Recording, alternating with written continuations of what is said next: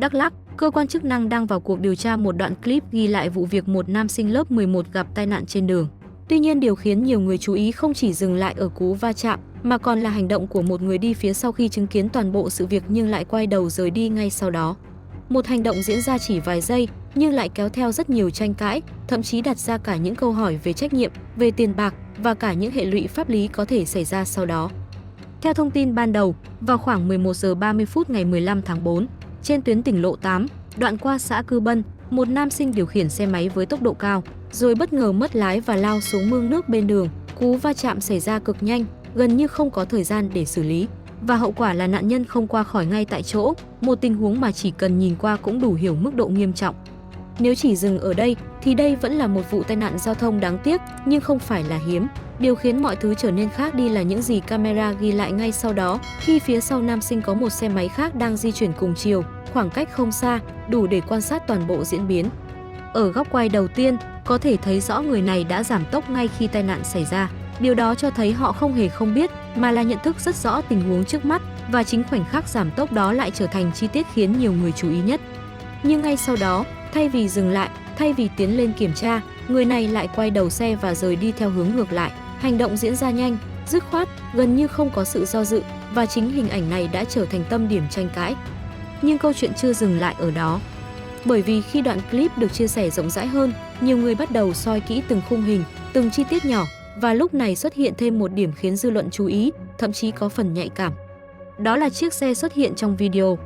Nếu nhìn thoáng qua thì chỉ là một chiếc xe máy đi cùng chiều, không có gì đặc biệt, nhưng khi xem kỹ hơn, không ít người nhận ra đây không phải là một dòng xe phổ thông thường thấy ngoài đường, mà là kiểu xe có thiết kế đặc trưng, thường gắn liền với một số lực lượng hoặc người có chức năng nhất định.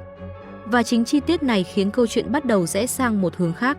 Nhiều bình luận cho rằng nếu đúng là loại xe đó, thì hành động quay đầu rời đi lại càng khiến họ đặt dấu hỏi lớn hơn. Bởi vì trong suy nghĩ của nhiều người, những phương tiện như vậy thường gắn với trách nhiệm, với vai trò cụ thể trong xã hội. Tuy nhiên, cũng cần nói rõ một điều, từ đoạn clip hiện tại, chưa có bất kỳ xác nhận chính thức nào về danh tính người điều khiển phương tiện, cũng như không có kết luận rằng chiếc xe đó thuộc về ai hay phục vụ mục đích gì. Những gì cộng đồng mạng đang bàn tán chỉ dừng lại ở mức quan sát và suy đoán dựa trên hình ảnh. Và đây cũng chính là điểm khiến câu chuyện trở nên nóng hơn bình thường. Bởi vì khi một chi tiết chưa được xác minh nhưng lại mang tính gợi mở cao xuất hiện, nó dễ khiến người xem tự liên kết, tự đặt giả thuyết và càng khiến câu chuyện lan rộng theo nhiều hướng khác nhau. Có người cho rằng cần phải làm rõ đến cùng, bởi nếu có yếu tố liên quan thì trách nhiệm sẽ không còn dừng lại ở mức đạo đức nữa. Quay lại với góc nhìn tổng thể, dù chiếc xe đó là gì, thuộc về ai, thì hành động diễn ra trong vài giây đó vẫn là thứ đang được nhắc đến nhiều nhất. Bởi vì đôi khi, chính những chi tiết nhỏ, chưa được nói rõ, lại là thứ khiến người ta chú ý lâu hơn, tranh luận nhiều hơn và chờ đợi câu trả lời nhiều hơn bất kỳ điều gì khác. Và có lẽ, cũng chính vì vậy mà vụ việc này chưa dừng lại, bởi vì ngoài câu hỏi chuyện gì đã xảy ra, thì vẫn còn một câu hỏi khác chưa có lời giải rõ ràng, đó là ai đã xuất hiện trong đoạn clip đó và vai trò thực sự của họ là gì.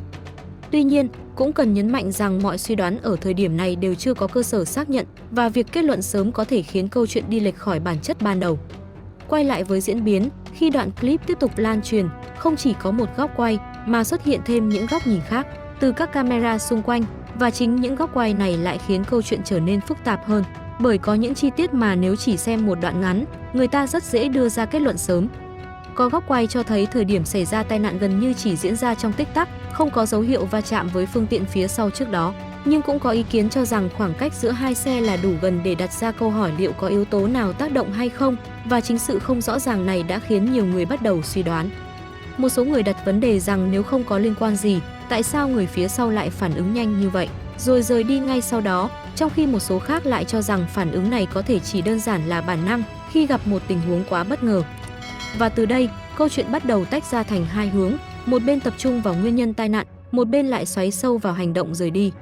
Nhưng nếu nhìn theo hướng thực tế hơn, thì điều đáng nói không chỉ nằm ở việc người đó có liên quan hay không, mà là nếu trong trường hợp họ hoàn toàn không liên quan, thì hành động rời đi lại kéo theo một vấn đề khác, đó là trách nhiệm của người chứng kiến.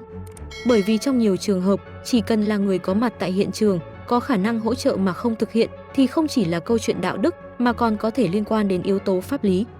Ở đây bắt đầu xuất hiện yếu tố mà nhiều người không để ý, đó là hậu quả không chỉ nằm ở phía nạn nhân, mà còn có thể lan sang cả những người có mặt tại thời điểm đó. Nếu người phía sau dừng lại, gọi hỗ trợ, hoặc có hành động can thiệp ban đầu thì có thể không thay đổi được kết quả, nhưng lại thay đổi hoàn toàn cách câu chuyện được nhìn nhận. Còn khi rời đi, dù đúng hay sai, thì hành động đó vẫn tạo ra một khoảng trống khiến người khác đặt câu hỏi. Và khi câu hỏi xuất hiện thì kéo theo là hàng loạt suy đoán, từ nhẹ đến nặng, từ việc tại sao không giúp cho đến liệu có liên quan gì không, và chính điều này mới là thứ khiến câu chuyện lan rộng. Nếu xét về hậu quả thì không chỉ là mất mát về con người mà còn là những hệ lụy kéo dài sau đó, từ phía gia đình nạn nhân, từ dư luận xã hội và thậm chí là áp lực đối với những người có mặt trong đoạn clip.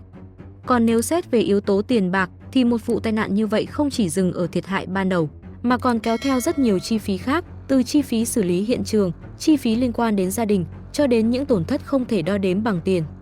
Trong khi đó, nếu có yếu tố liên quan từ phương tiện khác thì câu chuyện sẽ hoàn toàn chuyển hướng, bởi khi đó không còn là tai nạn đơn lẻ nữa mà có thể liên quan đến trách nhiệm bồi thường, thậm chí là trách nhiệm hình sự.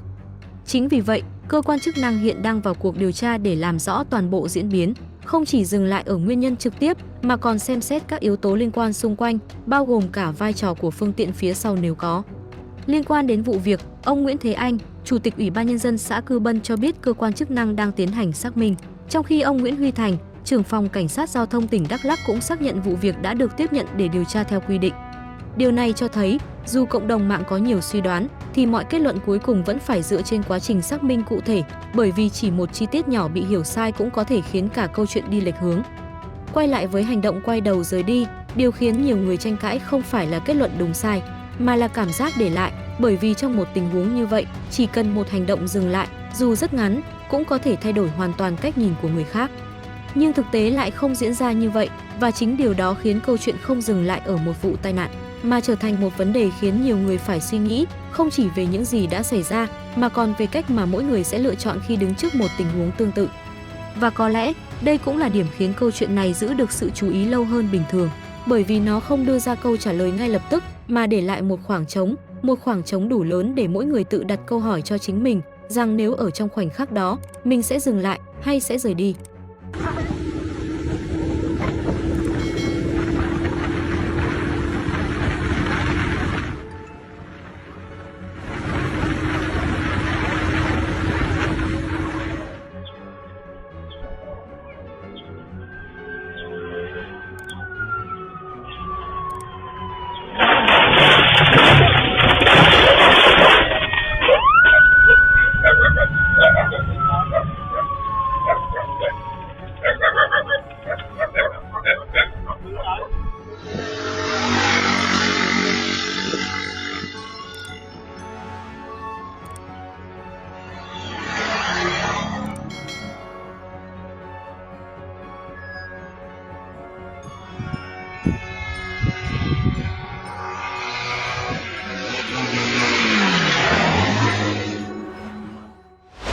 Cảm ơn mọi người đã luôn ủng hộ và theo dõi kênh tin hôm nay. Đừng quên like và đăng ký kênh để xem thêm nhiều video hơn nha.